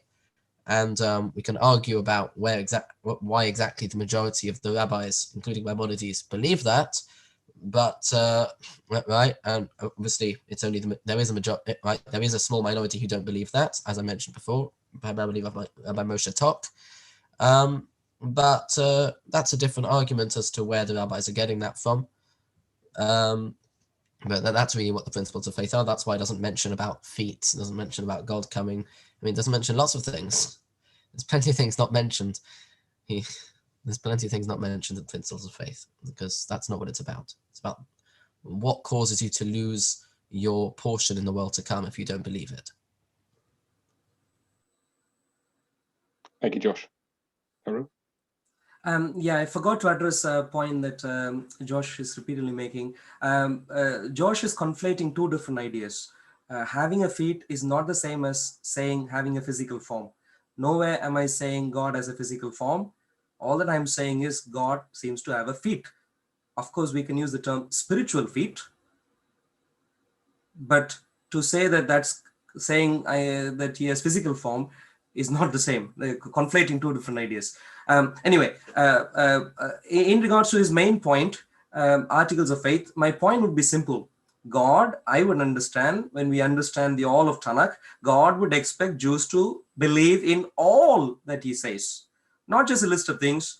What happened when Jews, the nation of Israel, disbelieved even in one thing that God said? God was upset, terribly upset. So God is not someone who gives, best out of 10, as long as you get 3 questions right, you're fine. No, that's not the God I know of. In terms of God of Tanakh. God of Tanakh wants you to believe in everything. And there, if God were to return back with his feet on the Mount of Olives, I would like to think that's a very important point. Yeah, thank you, Arul. Your final comment, please. Question, rather. Yes, question. Psalm 110. From what you seem to portray, Josh, to me it seems like I'm bewildered, to be honest. I would like to really understand scriptures in a definitive way. There are some areas where I might not understand, but still the effort would be to understand in a definitive way. Psalm 110, you seem to be saying, it could be this, it could be that, it could be... To me, it seems like you would like to consider any option as long as it avoids the first century Jewish, Christian, Jesus-based source. In other words, the effort seems to be only to reject the first century move from the Jewish Christian branch. Please clarify, what is your definitive view on who the master is, and provide justification, please. Or just whatever you can do in 2 minutes. Okay, Definitive. So the reason I was saying about there's 2 different possibilities is not because that I have some sort of agenda. It's simply because in the traditional Jewish commentaries, there are only 2 two answers given. One answer is David and one is Abraham. So the question is why? Okay, so when we look at Psalm 110, we see that it starts off with two words, which are Ledovid Mizmo, which has two possible translations. Mizmo means a psalm. But what does Ledovid mean? It can either mean to David, or for David, or it could mean by David. Okay, so it can mean that this psalm is for David, i.e. it's a psalm written by somebody who's not David, but about David, or it is a psalm that is written by David and will therefore be about some other person, maybe. When it then says, God says to my Lord, God says to my master, right? So the master is the master of whomever the author is. So if the author is David, it's about David's master. So the question is, who is David's master? Now, there are reasons why commentaries identify David's master as being Abraham, but it's not really so important as to why. The fact is, if it's David talking, then whoever this is going to be is David's master. And I think that for me, who's not really making any definitive claim as to who David's master is, the onus would be on the Christian, I would say, to tell me that David's master is in fact Messiah, besides just telling me, oh, well, the enemies are being at the footstool. I mean, that doesn't mean anything. That does not necessarily mean that we're talking about the Messiah. So it's not conclusive evidence. Time, please. Thanks, Josh. And 1 more minute for Arul to comment there. Just before I comment, is this my last question? It is. Oh. It's the final comment, yeah. And then it's the last conclusion, closing arguments. Okay. My question is wrong. I should have asked who is going to sit on the right hand of Yahweh himself. That should have been my question. Sorry. Anyway. Well, I did allow Josh to, if he wanted to include his question in his closing argument, the closing points, you're more than welcome to do that, Arul, so even if you don't get an answer either side, it's takeaway questions, I guess, isn't it? So yes. Okay. Apologies. Anyway, that's fine. I lost my train of thought. Sorry. Sorry, your last minute to comment, and then we move into final yes. 5 minutes each for closing. Thank you. Who's David's master? So the question is, the point is, who is going to sit on the throne of Yahweh himself on his right-hand side? Is Abraham going to sit? All Jews who listen to this debate should ask that question. Do they consider Abraham to sit on the throne of Yahweh himself on his right-hand side? Alternatively, are they going to think David is going to sit there? Please bear in mind, the Lord wasn't pleased with David enough to say he can't even build the temple with his own hands. And so someone who was disqualified from building even an earthly temple simply won't be considered qualified to sit on the right hand of God. So the point simply would be someone, whoever this is, right hand of Yahweh, you need to find an option. You can take Zechariah, you can take any of the options. And the only option which would bring together everything, all of Tanakh together, is Messiah himself, because he is a special person, not just a regular human being. Thank you, Arul. And now over to our guest for closing comments, closing argument, your conclusions.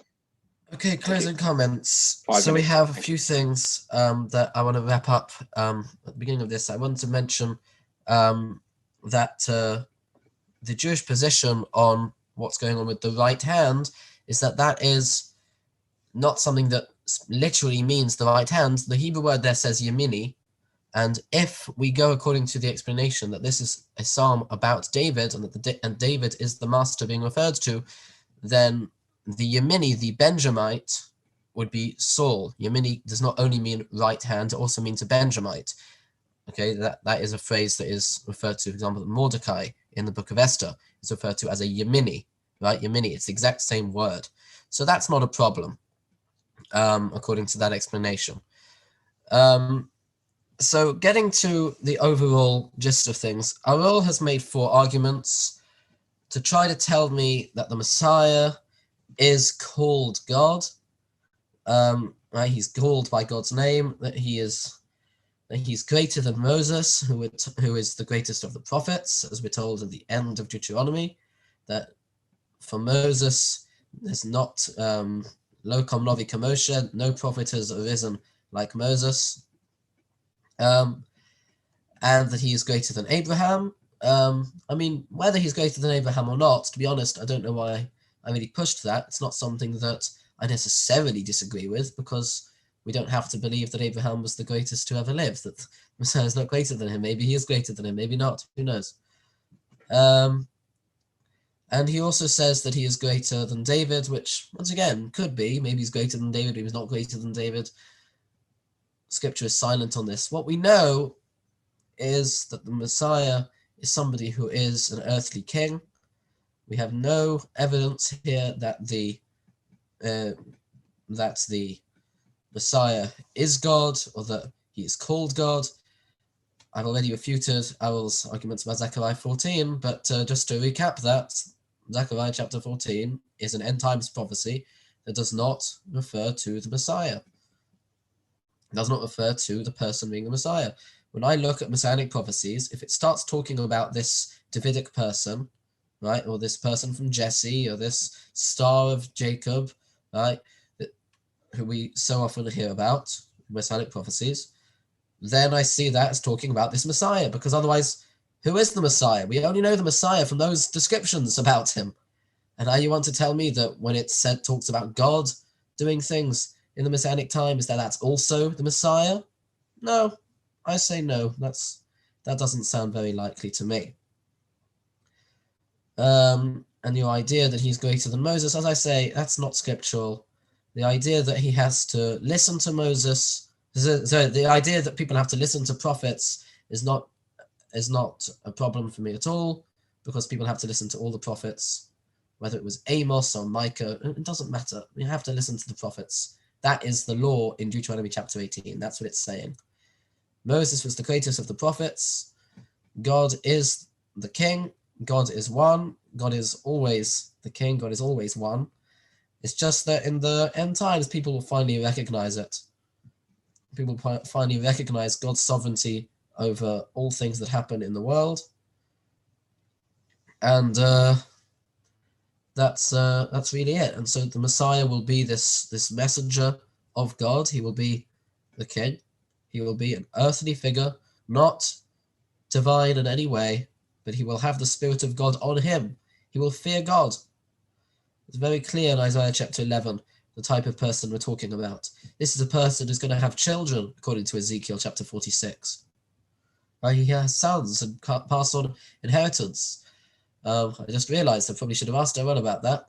I forgot about that. That we'll never really address the facts that he's supposed to have actual children, right? Not spiritual disciples, like Christians will so often talk about. He's going to have children, pass on inheritance to them.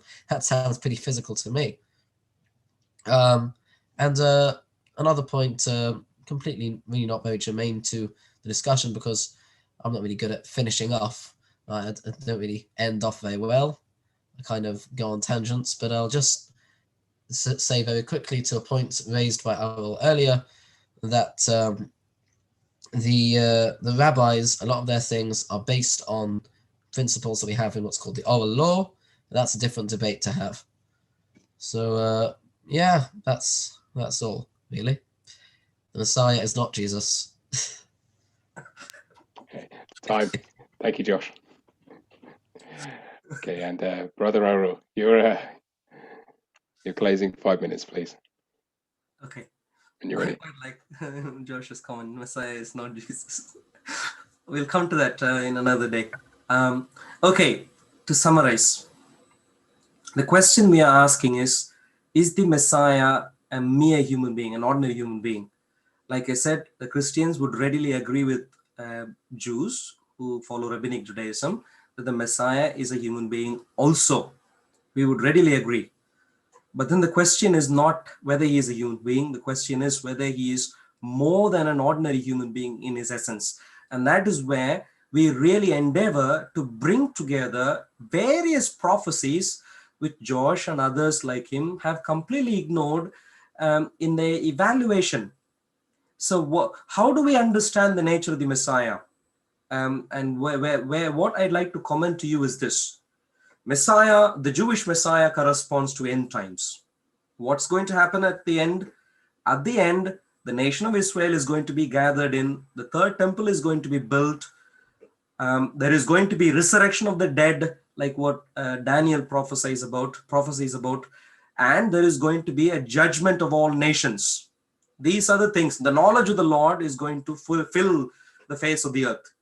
These are tremendous things. These are messianic age things, end time things. The question is, who would do this? And essentially, if you go through scriptures, it's essentially about the Messiah doing these things. I can quote multiple examples for the fact of it being the Messiah doing this. We'll get to the details of that later. Isaiah 53, Zechariah 14, and Habakkuk 13, and so on. Habakkuk 3. Multiple prophecies bring together this idea that the end time messianic details, messianic attributes are brought together by the Messiah himself, who is someone who Josh has completely ignored in his analysis. He has ignored the fact that scriptures, the Tanakh says, Yahweh himself would set his foot.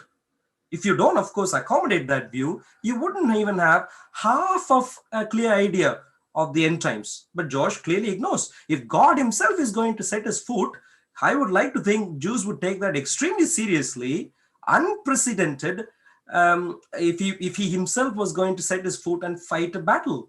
Unprecedented. And you need to consider that in your messianic view. But Josh has ignored that. If you ignore it, of course, you would not understand the nature of the Messiah. Likewise, the one who sits on the right hand, Josh says it's a Benjamite. That's a bit interesting. Like I said, anything and everything goes as long as it doesn't confirm Jesus. So as long as it doesn't come anywhere near divine Messiah seems to be the tactic that Josh seems to follow. Why Benjamite? Why? What's great about Saul? Nothing much. You wouldn't want to think about the Benjamites in regards to the end times.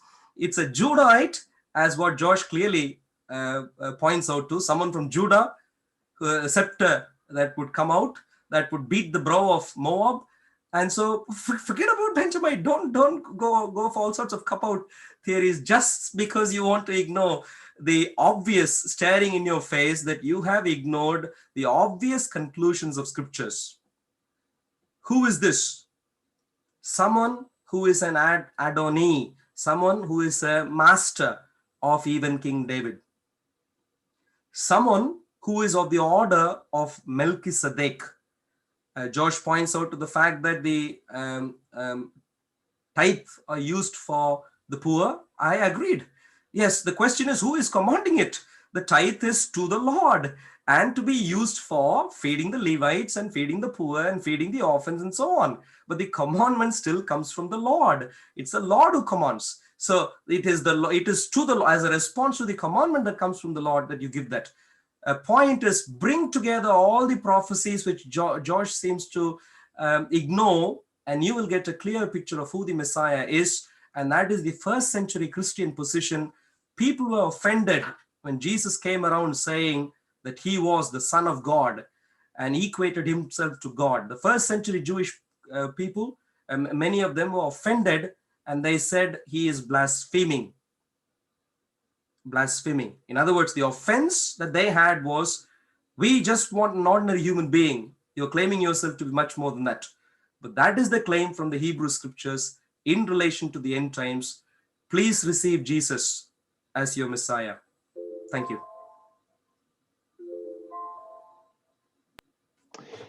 Thank you. Thank you very much.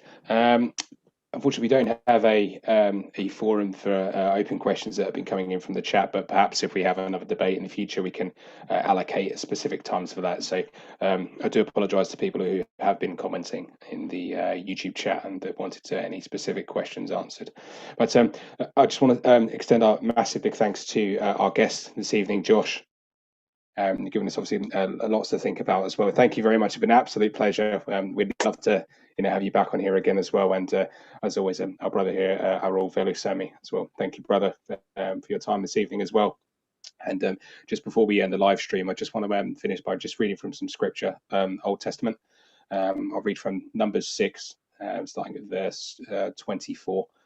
This is for all of our audience here as well, and both of our debaters here. The Lord bless and keep you. The Lord make his face to shine upon you and be gracious to you. The Lord lift up his countenance upon you and give you peace. Amen. And thank you both for this evening. Good night now. Bye. Pleasure, Josh, to have you here. Thank you. It was a pleasure. Thank you. It's been fun. It's been interesting. Yes, and hopefully many more in the future. Yeah. Thank you. All right. Thank you, Josh. Cheers. Bye.